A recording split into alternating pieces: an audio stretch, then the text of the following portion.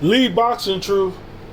So Derrick James had an interview, and in this interview, he discussed how Errol Spence, when fighting Ugas, was told that you're gonna have to take the fight out of Ugas, which is one of the hardest things to do.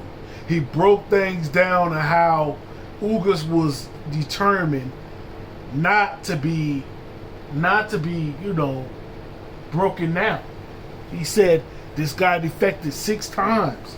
6 times he tried to come to the United States. Stuck in waters and stuff like that. Ended up in Mexico. And so when they prepared for Ugas, they knew that they had to break him down.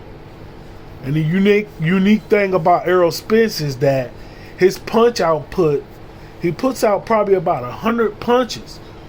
So this just goes to show, to tell you that if the fight goes 12 rounds, which every fight that Errol Spence has been in has been 12 rounds, he comes to seek and destroy.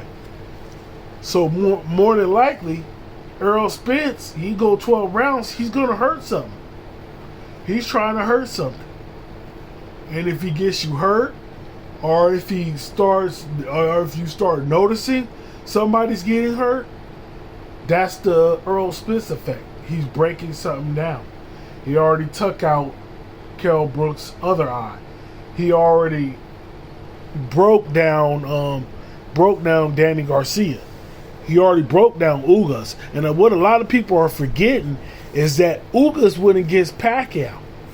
And they can say what they want to say, out of prime Pacquiao. But Ugas also went against Sean Porter and gave Sean Porter a hard fight, a fight that people felt that Ugas won that fight. And he gave him a hard 12 rounds. And then with Pacquiao, he dominated Pacquiao. Dominated him into pretty much into retirement.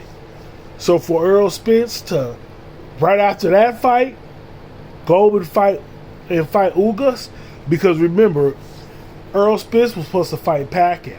Now just imagine if Errol Spence would have fought Pacquiao and that eye, he would have never had that eye problem. And he would have beat Pacquiao in tremendous fashion.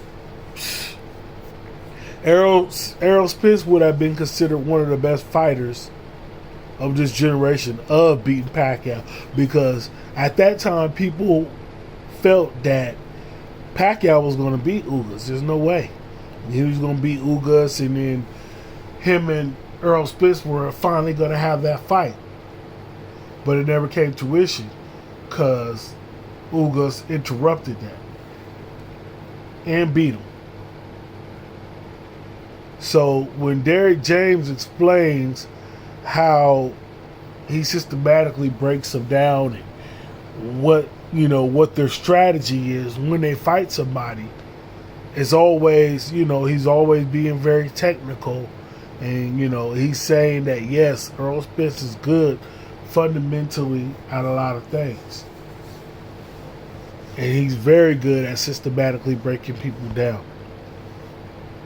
And I never looked at the Ugas fight into that rim of death that he's talking about, because he's saying that, to break somebody's will. But a person who's willing to risk everything to come to this country, because I never understood. And another thing pointed out was, Ugas wasn't moving around, he was stationary. Well, yeah, after a couple of rounds he couldn't move around like he did because of the body shots. That's another thing that people leave out. Spence is consistent with up and down, up and down, up and down. Where some fighters would get excited about being able to hurt somebody to the face, so they'll go over and over and over again. Spence, he's thinking, well, I'm going up top, I'm going on the bottom. Oh, he's hurt up top, I'm still going to go, I'm going to go a little bit up top, I'm going to go back down to the bottom. I'm going to go up top, go down to the body. And he'll wait, he'll do it a little bit longer, because he knows that when he when he gets you in that type of situation, you're in a situation where you can't help but to stay there, because now he don't work the body, so your legs are not moving as much. You're not able to do the same things that you were doing earlier in earlier rounds. So I know Derrick James has a game plan with against Bud Crawford, and I know Bud Crawford has a game plan against Spence, because you gotta look at it like this: he's never fought. Errol Spence has never fought somebody like Terrence Crawford, and Terrence Crawford has never fought anybody like Spence. Terrence Crawford is very crafty, very move away. When he gets hurt, he wants payback, and Errol Spence has never backed down. The thing about it is, who will be able to oppose their will? Will Errol Spence's output be the same or around the same, 70 to 80 to almost 100 punches around? Because I believe that's what he's fighting for. But at the same time, he's got to be pretty accurate, and he doesn't waste a lot of punches. That's one thing I can say about Errol Spence. He tries to connect, and he tries to get on you as soon as possible, as much as possible. With that being said, that Derrick James interview told a lot, and told me a lot of his mindset when it comes to training Errol Spence. Lee's Boxing Truth. Like, comment, subscribe.